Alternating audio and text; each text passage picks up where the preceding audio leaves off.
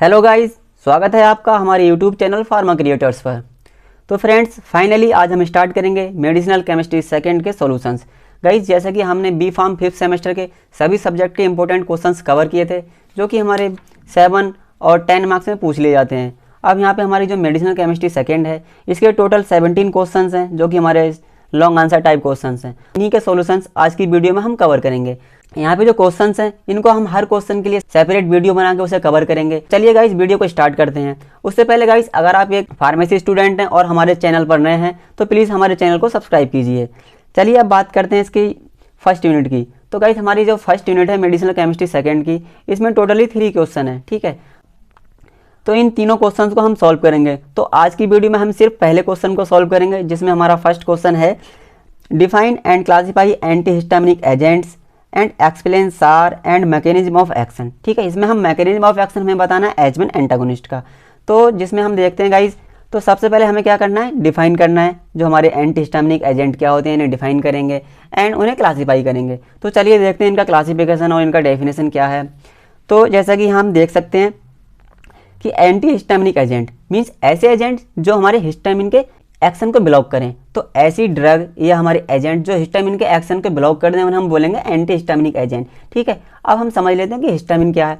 तो हिस्टामिन एक ऑटोकॉइड्स है, जो हमारी सेल से रिलीज होने के बाद में हमारी बॉडी के जो हिस्टामिन रिसेप्टर्स हैं, उनसे बाइंड होने के बाद में हमारे एलर्जिक रिएक्शंस या इन्फ्लामेशन को कॉज करता है। जैसे कि जो हमारी हिस्टामिन है, अगर हमारी बॉडी के अंदर जो रिसेप्टर्स हैं, उनसे बाइंड होने के बाद में टिश्यू इंजरी कॉज करता है, इन्फ्लामेशन कॉज करता है ना, एलर्जिक रिएक्शंस और हाइपर सेंसिटिविटी, ये सब कॉज करता है। तो हमें फिर क्या ज़रूरत पड़ती है कि हम अब ऐसे एजेंट लेते हैं जो हिस्टामिन के एक्शन को ब्लॉक कर दें। ठीक है, तो उन्हें हम बोल रहे हैं एंटीहिस्टामिनिक एजेंट। तो इसी तरह से हम देख सकते हैं यहाँ पे, अब जो हमारे एंटीहिस्टामिनिक एजेंट हैं, ठीक है, उन्हें हम क्लासीफाई करेंगे। तो एंटीहिस्टामिनिक एजेंट को हमने क्लासीफाई किया है उनके रिसेप्टर के बेस पे, मीन्स जो भी हमारी ड्रग है या एजेंट है, वो कौन से रिसेप्टर से जाके बाइंड हो रही है।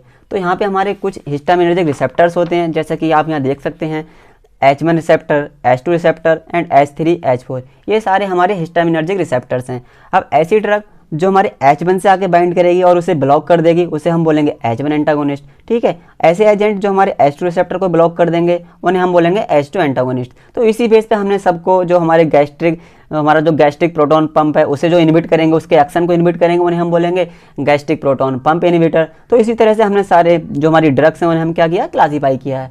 तो चलिए देखते हैं इन्हें हम। तो सबसे पहले हमारी कैटेगरी आती है, इसमें जो हमारी क्लास आती है एंटीहिस्टामिनिक एजेंट की, वो है H1 एंटागोनिस्ट, मीन्स जो क्या कर रहे हैं, H1 रिसेप्टर को ब्लॉक कर रहे हैं। एंड देन उसके बाद है H2 एंटागोनिस्ट, फिर है gastric proton pump inhibitor and mast cell stabiliser. यहाँ पे 4 मोटी मोटी क्लासेस हो गई हमारी एंटीहिस्टामिनिक एजेंट की, हमने यहाँ पे क्लासीफाई की हैं। तो अब देखते हैं H1 एंटागोनिस्ट को। अब जो हमारे H1 एंटागोनिस्ट हैं, इनको हमने फर्दर क्लासीफाई किया 2 क्लास में, first generation and second generation. ठीक है, अब first generation and second generation हमने इसको दोबारा से क्लासीफाई किया है। अब फर्स्ट जनरेशन में वो ड्रग आती हैं, ऐसे एजेंट मीन्स जो हमने पहले ही डेवलप कर ली थी, अब वो इतनी इंपॉर्टेंट नहीं थी, एडवर्स ड्रग रिएक्शन से वो ज़्यादा थे। अब जो हमारी सेकंड जनरेशन की ड्रग्स हैं, इनमें क्या होता है, इनमें हमारे मतलब हाई पोटेंट होती हैं और जो ADR वो काफ़ी कम होती है। एक तरह से बोलें तो यह काफ़ी मॉडिफाइड ड्रग्स हैं। तो हम देख सकते हैं जो हमारी फर्स्ट जनरेशन की ड्रग हैं, या क्या करती, सेडेशन काउज करती थी, और ये मतलब काफ़ी इनके ADR थे। तो इन तरह से हमें फिर जैसे जैसे हमारा समय बढ़ता गया, इनको हमने मॉडिफाई किया। मॉडिफाई करने के बाद में जो ड्रग हमने बोलते हैं, जो मतलब हाई पोटेंट और कम ADR के साथ हमारी जो मार्केट में आई, उनको क्या बोलते हैं, सेकेंड जनरेशन। तो जो हमारी फर्स्ट जनरेशन है, उसमें हमारे आते हैं एथाइलिन डायमाइन, है ना, इसके अंदर क्या है, सब क्लास है एथाइलिन डायमाइन। एथाइलिन डायमाइन है, तो इसके अंदर भी हमारी 3 ड्रग्स हैं। ठीक है, ऐसी इसकी सब क्लास और है फर्स्ट जनरेशन की, काफ़ी क्लासेस है इसकी फर्स्ट जनरेशन की, यहाँ आप देख सकते हैं। सेकंड क्लास है इसकी एमिनो एल्काइल ईथर, जो हमारी एमिनो एल्काइल ईथर है, उसमें भी 3-4 ड्रग्स हैं हमारी। फिर थर्ड है प्रोपाइलेमाइन एंड फोर्थ है फेनोथायाजीन्स एंड फिफ्थ है पेप्राजीन्स डेरिवेटिव्स। ये सारे डेरिवेटिव्स हमारे H1 एंटागोनिस्ट हैं। ठीक है, इनके अंदर 3-3, 4-4 ड्रग्स हैं, आप इनको एक बार देख लें अच्छे से। तो गाइस, ये हमारा H1 एंटागोनिस्ट का क्लासिफिकेशन है। इनकी सारी ड्रग्स जो उनकी क्लास थी, सब क्लास थी, इनको हमने यहाँ पे मेंशन कर दिया है। सेकंड हमारे हैं H2 एंटागोनिस्ट। H2 एंटागोनिस्ट को हम जनरली बोलते हैं एंटी सेक्रेटरी एजेंट। हमारे HCl के सिक्रेशन को रोक देते हैं। अब हमारे स्टमक के अंदर जो पैराइटल सेल्स, वहाँ पे H2 रिसेप्टर प्रेजेंट होता है। जब हिस्टामिन वहाँ बाइंड होता है, क्या करता है, HCl के प्रोडक्शन को बढ़ा देता है, वही उसी के HCl के प्रोडक्शन को क्या करती हैं, रोकती हैं। तो इन्हें हम बोलते हैं एंटी सेक्रेटरी एजेंट। इसमें भी हमारी 4 ड्रग्स आ रही हैं, सिमेटिडीन है, फॉर्मेटिडीन, रेनिटिडीन एंड निजाटिडीन। अब गाइज यहाँ पे जो आप नाम देख रहे होंगे रेनिटिडीन एक मार्केट में मिल जाती है, हम देखते ही हैं एसी लोग के नाम से, ये सबने खाई होगी। तो ये सारे क्या हैं, हमारे एंटी गैस्ट्रिक एजेंट हैं। चलिए गाइज अब बात करते हैं जो हमारी गैस्ट्रिक प्रोटॉन पंप इनहिबिटर है। मीन्स क्या कर रहे हैं ये, जैसे कि हमारा गैस्ट्रिक प्रोटॉन पंप जब एक्टिविटी करता है तो क्या होता है, हमारे अंदर HCl सिक्रीशन बढ़ जाता है। तो उसी तरह से क्या करते हैं, ये गैस्ट्रिक प्रोटॉन पंप को इनहिबिट कर देते हैं, उसके एक्शंस को उससे रोक देते हैं। तो यहाँ पे हमारी आ रही है ओमप्राजोल, लेंसाप्राजोल, रेविप्राजोल एंड पेंटाप्राजोल। ये सारी ड्रग्स हमारी ये आ रही है हमारी गैस्ट्रिक प्रोटॉन पंप इनहिबिटर की क्लास में। चलिए अब बात करते हैं यहाँ से नेक्स्ट क्लास की। इसमें हमारी है मास्ट सेल स्टेबलाइजर। ठीक है, जो हमारी मास्ट सेल स्टेबलाइजर है, हमारा जो हिस्टामिन है कहाँ से रिलीज होता है, मास्ट सेल से। तो यहाँ वहाँ से इसके प्रोडक्शन को रोक देता है, वहाँ से इसे रिलीज ही नहीं होने देता। जब हमारा हिस्टामिन मास्ट सेल से रिलीज नहीं होगा तो बॉडी के अंदर जाकर अपना कोई एक्शन नहीं देगा। तो इसमें भी हमारी 2 ड्रग हैं, जेफ्रेलोकास्ट एंड मेंटेलोकास्ट। ये 2 ड्रग्स इसके अंदर आ रही हैं, ये भी हमारी एंटी हिस्टामिनिक एजेंट की क्लास की हैं। तो गाइस ये हमारा सारा मोटा मोटा क्लासिफिकेशन है एंटी हिस्टामिनिक एजेंट का। तो आप इसको देख सकते हैं, इसके PDF नोट्स भी आपको हमारे टेलीग्राम चैनल पर मिल जाएंगे, जिसका लिंक वीडियो के डिस्क्रिप्शन में दे रखा है। तो वहाँ से आप हमारे टेलीग्राम चैनल पर विजिट करके नोट्स को डाउनलोड कर सकते हैं। चलिए गाइस अब बात करते हैं इसके सार की। जैसे कि हमने क्वेश्चन में देखा था, क्वेश्चन में हमसे और ये पूछा है एंड ऑल्सो एक्सप्लेन सार। अब जो एंटी हिस्टामिनिक एजेंट हैं इसके सार को भी हमने एक्सप्लेन करना है। चलिए इसका सार देख लेते हैं। तो गाइज यहाँ पे जो हम सार डिस्कस करेंगे इसका, वो सार होगा हमारा H1 एंटागोनिस्ट का। ठीक है, तो यहाँ पे हम देखते हैं इसके सार के लिए। तो सबसे पहले हम समझ लेते हैं सार क्या, स्ट्रक्चर एक्टिविटी रिलेशनशिप। मीन्स इसमें हम क्या कर रहे हैं, जो हमारी ड्रग है उसकी स्ट्रक्चर और उसकी एक्टिविटी के बीच में क्या रिलेशन है। अगर हम मान लो किसी भी ड्रग के स्ट्रक्चर में चेंज करते हैं तो उसकी एक्टिविटी पर क्या फ़र्क पड़ता है, यही हम सार के अंदर पढ़ते हैं। चलिए इसमें देख लेते हैं। सबसे पहले तो हमारा बेसिक स्ट्रक्चर में क्या क्या है। पहला हमारा क्या, एराइल ग्रुप, 2 एराइल ग्रुप हैं। ठीक है, ये हमारा फर्स्ट पार्ट हो गया। सेकंड पार्ट में हमारा एक्स क्या है, हेटेरो एटम हो सकता है यहाँ पे कोई भी। एंड थर्ड पार्ट हमारी इथाइलिन, देख सकते हैं यहाँ पे H CH2 हो सकता है ना यहाँ पे। तो H इसके क्या है, हाइड है, CH2 क्या हमारी एक इथाइलिन चैन है। फोर्थ हमारा नाइट्रोजन। तो ये चारों पार्ट्स हैं इसके। अब इन पर देखेंगे सब्स्टिट्यूशन करके। तो हम यहाँ पे देख सकते हैं AR, हमने AR2 हमारे क्या है, फिनाइल ग्रुप में।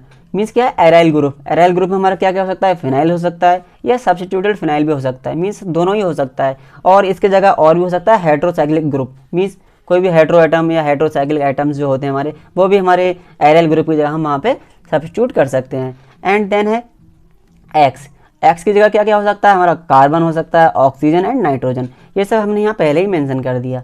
चलिए अब इसमें देखते हैं कि सब्स्टिट्यूशन करके, आज जब हम इस पर सब्स्टिट्यूशन करेंगे तो क्या क्या होगा इसमें। तो अब देख ले रहे हैं सब्स्टिट्यूशन एट एराइल ग्रुप। ठीक है, अब जो हमारा एराइल ग्रुप है, यहाँ सार में हम देख पा रहे हैं एराइल ग्रुप, अगर हम इसमें सब्स्टिट्यूशन करते हैं तो क्या क्या फ़र्क पड़ रहा है इसकी एक्टिविटी पे।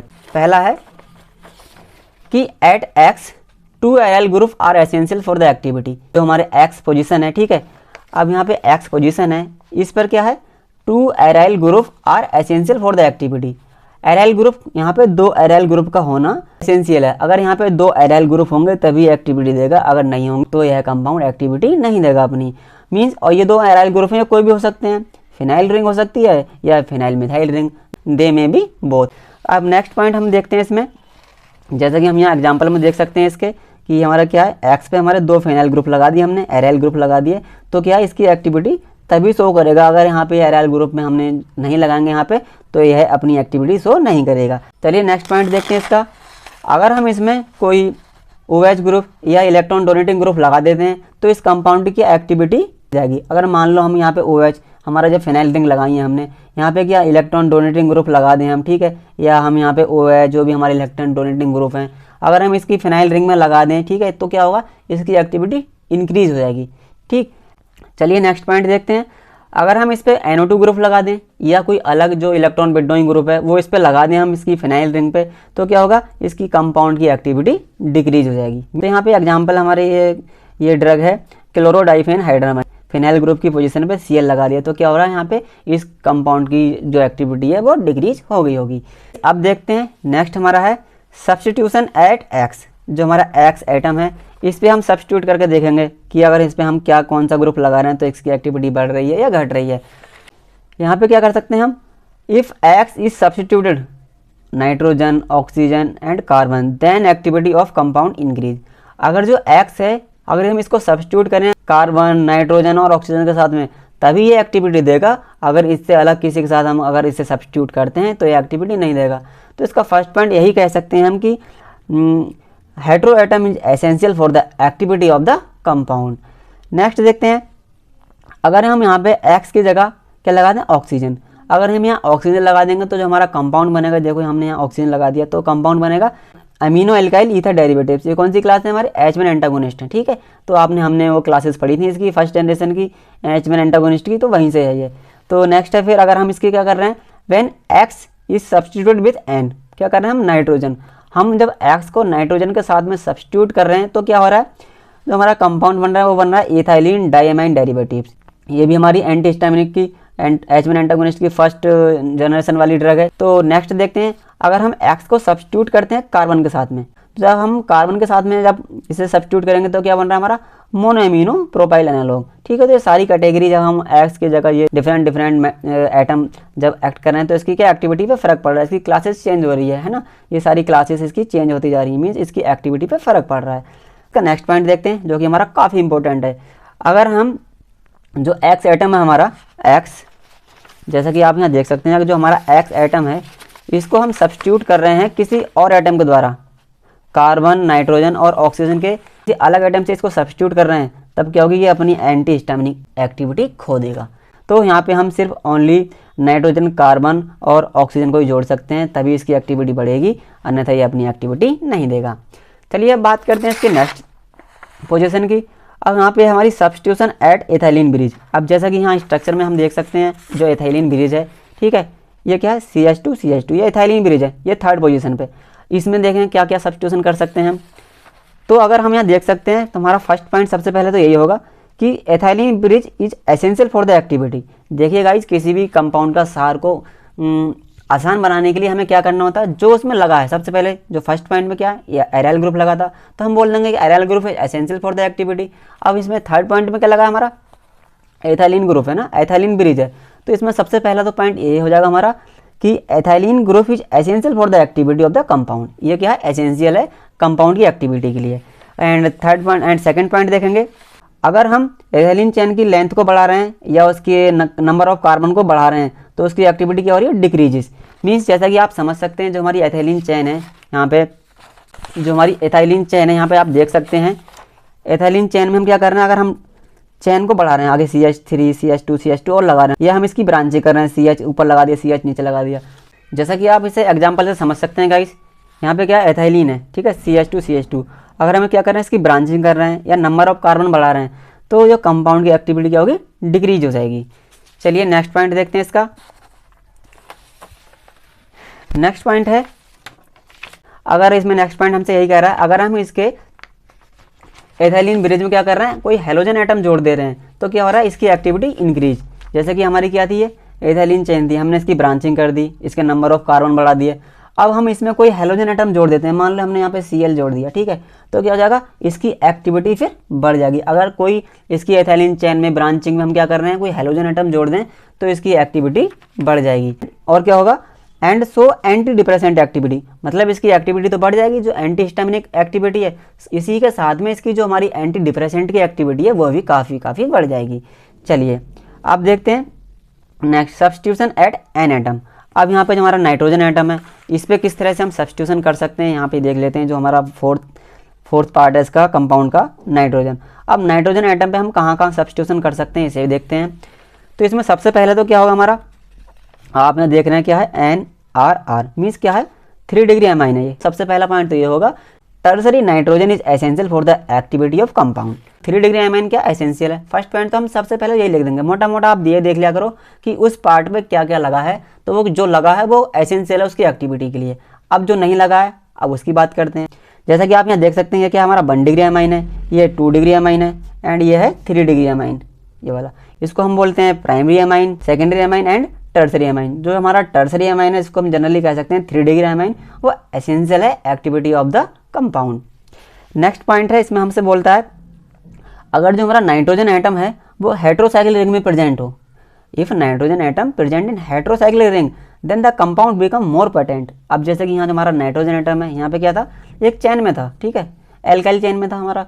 अब हमारा जो एटम नाइट्रोजन का है वो किस में प्रेजेंट हो, रिंग में।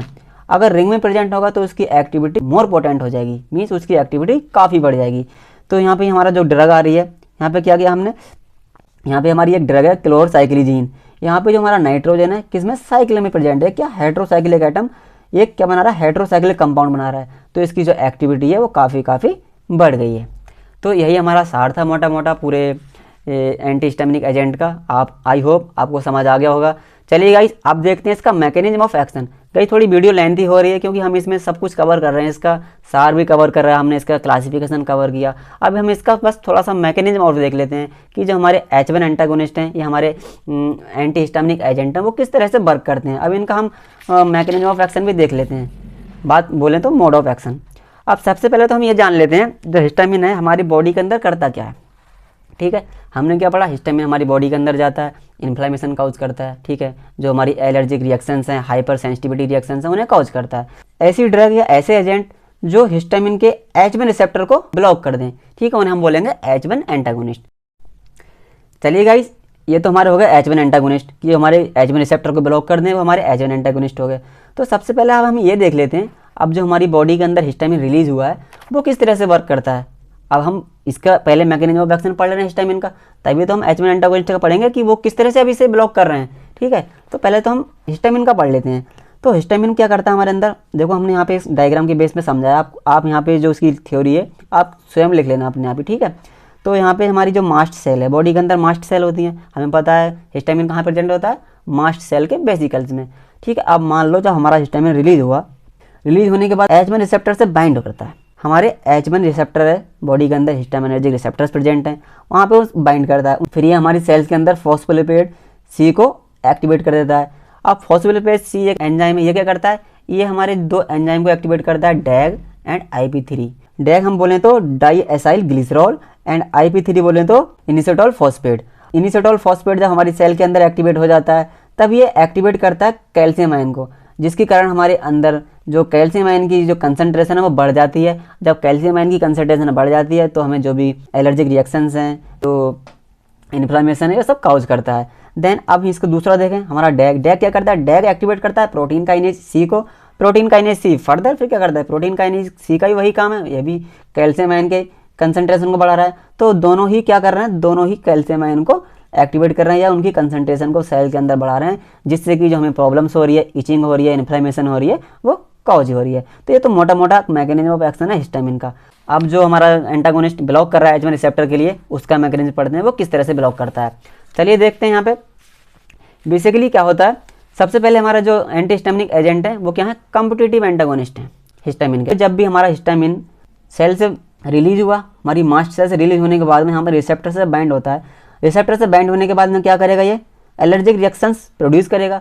तो हम इसे रोकने के लिए हम क्या करते हैं, हम देते हैं H1 एंटागोनिस्ट। ये H1 एंटागोनिस्ट क्या है, ये है कॉम्पिटिटिव एंटागोनिस्ट। जो ड्रग है हमारी वो कॉम्पिटिटिव एंटागोनिस्ट है। वो क्या करती है, इनके बीच में कंपटीशन होता है हिस्टामिन के और ड्रग के बीच में कि कौन पहले जाके हमारे रिसेप्टर से बाइंड हो जाएगा। जब ये ड्रग पहले ही आके रिसेप्टर से बाइंड हो जाएगी तो हमारा हिस्टामिन आएगा ही नहीं, क्योंकि जब यहाँ पे जब ड्रग पहले ही यहाँ पे इसके रिसेप्टर को आके ब्लॉक कर देगी, फिर हमारा हिस्टामिन इससे बाइंड नहीं हो पाएगा और अपना एक्शन नहीं देगा। तो एक तरह से कह सकते हैं कि जो हमारे H1 एंटागोनिस्ट हैं वो क्या है, कॉम्पिटिटिव एंटागोनिस्ट हैं। वो हिस्टामिन के साथ उनका कंपटीशन रहता है, वो हिस्टामिन से पहले ही उसके रिसेप्टर को ब्लॉक कर देते हैं। ठीक है, अब ये किस तरह से ब्लॉक करते हैं, तो इसका जो कॉम्पिटिटिव एंटागोनिस्ट है 3 टाइप से हमारा इनका मैकेनिज्म ऑफ एक्शन है हमारे कॉम्पिटिटिव एंटागोनिस्ट का। तो यहाँ देखते हैं हमारा सबसे पहला फुली एंटागोनिस्ट, मीन्स ऐसी ड्रग जो हिस्टामिन रिसेप्टर को फुली ब्लॉक कर दें। जैसा कि आप यहाँ देख सकते हैं, जो हमारी ड्रग है, ड्रग आया और इसने H1 रिसेप्टर जो हमारा हिस्टामिनिक रिसेप्टर था उसे फुली ब्लॉक कर दिया, तो क्या हो गया, फुली एंटागोनिस्ट। अब आते हैं पार्शली एंटागोनिस्ट। पार्शली एंटागोनिस्ट क्या करेंगे, पार्शली एंटागोनिस्ट मतलब आएंगे यहाँ अटैच जाएंगे, मीन्स यहाँ पे इसकी जो रिसेप्टर है उस पर आके बाइंड हो जाएंगे। बाइंड होने के बाद में क्या हो गया, इन्होंने यहाँ पे स्पेस ऑक्यूपाई कर ली। अब हिस्टामिन आएगा तो हिस्टामिन क्या करेगा, यहाँ पे मतलब बाइंड नहीं हो पाएगा सही से, क्योंकि जब उसकी स्ट्रक्चर उसके स्ट्रक्चर के साइज का रिसेप्टर मिलेगा तभी तो बाइंड करेगा। अब इसने क्या कर दिया, यहाँ पे बाइंड होकर इसकी स्ट्रक्चर में चेंज कर दी। अब हिस्टामिन यहाँ पे आके ब्लॉक मतलब बाइंड नहीं कर पाएगा, इस तरह से इसके रिसेप्टर क्या हो गया, ब्लॉक हो गया। नेक्स्ट बात करते हैं एलियोस्टेटिक इनहिबिशन। एलियोस्टेटिक समझे तो क्या होता है कि जब ऐसी ड्रग हम कोई दे वो रिसेप्टर से, हिस्टामिन के रिसेप्टर से बाइंड होने के बाद में उसके रिसेप्टर को चेंज कर दे, उसके रिसेप्टर के साइज को बदल दे, तो हमारे वो क्या होंगे, एलियोस्टेरिक इनहिबिशन, मीन्स ये इनहिबिट कर देते हैं उसके रिसेप्टर के साइज को। तो बस इस तरह से हमारे काफ़ी मोटा हमारा मैकेनिज्म है H1 एंटागोनिस्ट का। आई होप आपको समझ आ गया होगा गाइज। यहाँ पे मैंने आपको बस समझा दिया है, आपकी थ्योरी तो अपने आप ही लिखनी है कि यहाँ पे पॉइंट्स भी मैंने बताए हैं, आप इन पॉइंट्स को भी देख लें या आप खुद भी इसे पढ़ सकते हैं। अगर आप समझ आ गया होगा आपको तो आप एग्जाम में अपने आप भी लिख सकते हैं इसे। चलिए गाइज, अब हमने देखते हैं जो हमारा क्वेश्चन है, इसमें हमने नेक्स्ट बात की थी सिंथेसिस की। इसमें हमसे सिंथेसिस पूछी थी डाइफेन हाइड्रामाइन हाइड्रोक्लोराइड की एंड ट्राइप्रोलिडीन हाइड्रोक्लोराइड की। ये दो ड्रग हमारी यहाँ पे आ रही हैं, तो इन्हें भी हम इनकी सिंथेसिस भी देख ले रहे हैं। ये भी काफ़ी इंपॉर्टेंट है क्योंकि इनकी सिंथेसिस आ जाती है H1 एंटागोनिस्ट के साथ में। अब इनकी सिंथेसिस देख लेते हैं। तो देखिए हमारा यहाँ पे है सिंथेसिस ऑफ डाइफेन हाइड्रामाइन। तो यहाँ पे हम देखते हैं, सबसे पहले हम लेते हैं डाइफिनाइल मीथेन। आप यहाँ देख सकते हैं क्या है, फिनाइल ग्रुप है और डाइफिनाइल ये मीथेन है ना। डाइफिनाइल मीथेन को जब हम ब्रोमीन के साथ रिएक्ट कराते हैं in the presence of light, जब लाइट की प्रेजेंस में हम टू से रिएक्ट कराते हैं, then it convert into diphenyl methane bromide. फिर ये इसमें चेंज हो जाता है। फिर हम इसकी दोबारा से रिएक्शन कराते हैं किसके साथ में, डाइमिथाइल अमीनो इथेनॉल। आप यहाँ देख सकते हैं डाइमिथाइल, देखो 2 मिथाइल हमारे पास, ठीक है, अमीनो इथेनॉल, ये अमीनो ग्रुप हो गया, ये हमारा क्या हो गया CH2CH2OH, ये हमारा इथेनॉल हो गया। तो डाइमिथाइल अमीनो इथेनॉल के साथ में जब हम रिएक्शन करा रहे हैं तो यहाँ से क्या होता है, Br, यहाँ से Br और H, Br और H दोनों यहाँ से निकल जाता है, HBr फॉर्म होकर यहाँ से हमारा निकल जाता है और जो हमारा कंपाउंड बनता है, और फिर यहाँ से जो इतना पार्ट है यहाँ के C हमारे कार्बन पे अटैच हो जाता है। देखो यहाँ कैसे बनता है, देखो ये हमारी क्या हो गई, यहाँ से हमारा HBr निकल गया, HBr निकलने के बाद में क्या हमारा H यहाँ पे है और ये O, ये वाला O यहाँ पे आके C से अटैच हो गया, हमारे क्या बन गई, डाइफेन हाइड्रामाइन। काफ़ी इजी सिंथेसिस है। आई होप आपको समझ आ गई होगी किस तरह से ये हमारा रिएक्शन हुई, तो आप इसे समझ गए होंगे। चलिए अब देखते हैं नेक्स्ट सिंथेसिस की। जो इसके अंदर नेक्स्ट सिंथेसिस आ रही है ट्राइप्रोलिडीन की, ये काफ़ी लॉन्ग है, मीन्स थोड़ा 3-4 स्टेप में, ज़्यादा लंबी भी नहीं है, आप इसे कर सकते हैं आराम से। तो देख लेते हैं ट्राइप्रोलिडीन की सिंथेसिस। इसमें हमने क्या लिया, 2 कंपाउंड लिए। पहला लिया है हमने 4-मेथाइल एसिडोफिनोन एंड सेकेंड लिया है पैरिलिडीन। दोनों कंपाउंड हमने लिए यहाँ पे, ठीक है।